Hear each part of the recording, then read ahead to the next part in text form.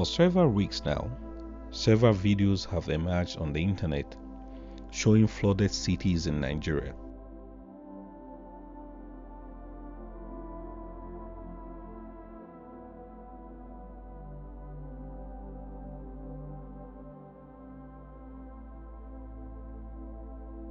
The cities or towns include Kogi, Adamawa, Nasarawa, Delta, Taraba, Anambra, and Benue State.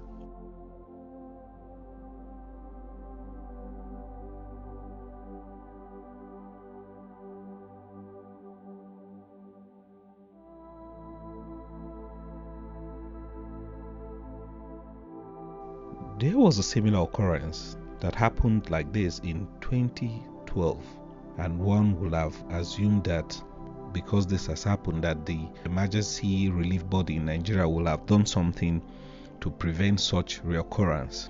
In 2022, this has happened all over again, and you can see the flood rising to the lintel levels of different houses.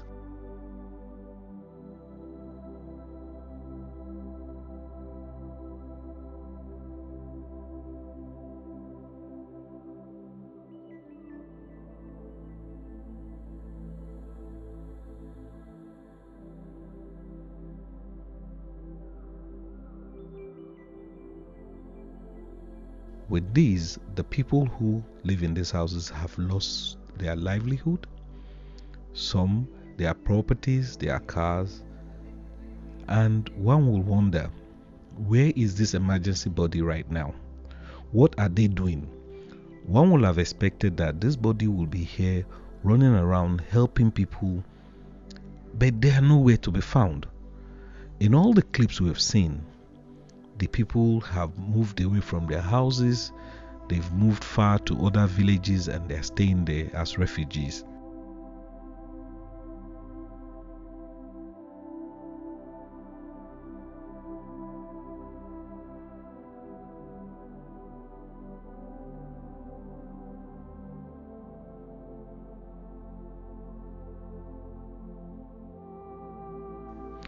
The truth is that when you eventually hear what the emergency body would have spent in trying to help these people, it will be in hundreds of millions of naira.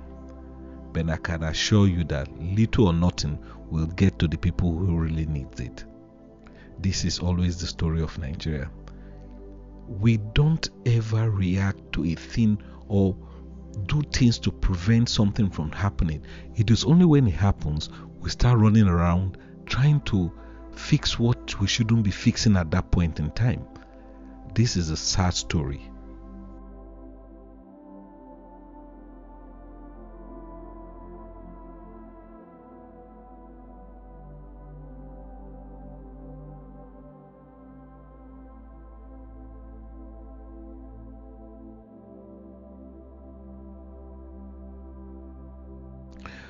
One will ask, what is the cause of this flooding? What we learned is that in Cameroon, because of the amount of rainfall that has been happening in the past few weeks, their dam is about to overflow or burst, and they decided to open up the dam and let out the water. And this, we know, is part of the river Benue, and this water has come in so much force. And as we also know, there has been so much rainfall in the past few weeks, and this is why the rivers and the lakes have overflowed their boundaries, and they have affected all the communities in these areas.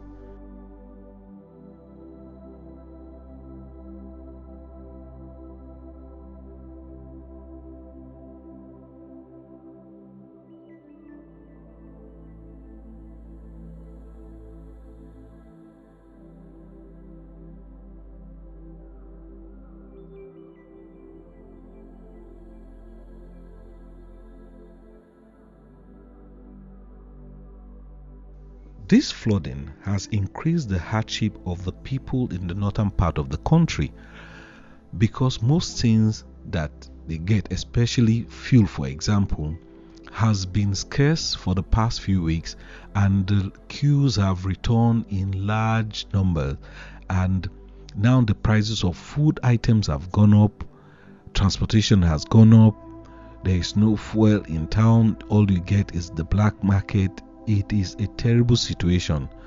Even going down south as we speak, you can't go through the Lokoja Kogi road if you're going to say to Edo State or the part of the country. You have to go through Nasarawa State, and the situation there is almost the same. We have found ourselves in a terrible condition. The question is, what is the government going to do to forestall such thing reoccurring again?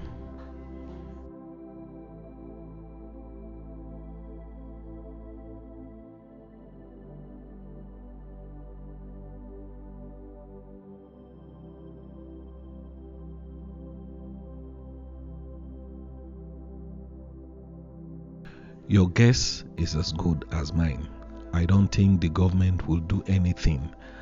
As soon as the water begins to recede, so we'll quietly hear nothing from anybody. People will be meant to go back to their houses to try to rescue whatever they can rescue and start life all over again. This is a sad story.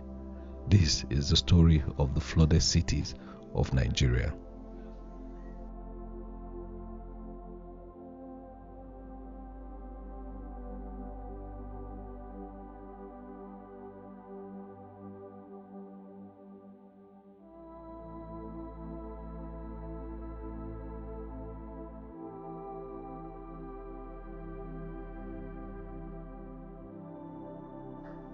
Well, if this is the first time you're hearing my voice or watching my videos on YouTube, please subscribe. It would be nice to have you as part of this family. And if you want to support me going to places traveling, I have a join button just beside the subscribe button. You can click that, join, and help promote my travels. All right.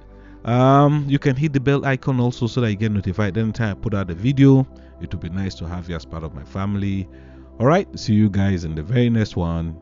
Ciao.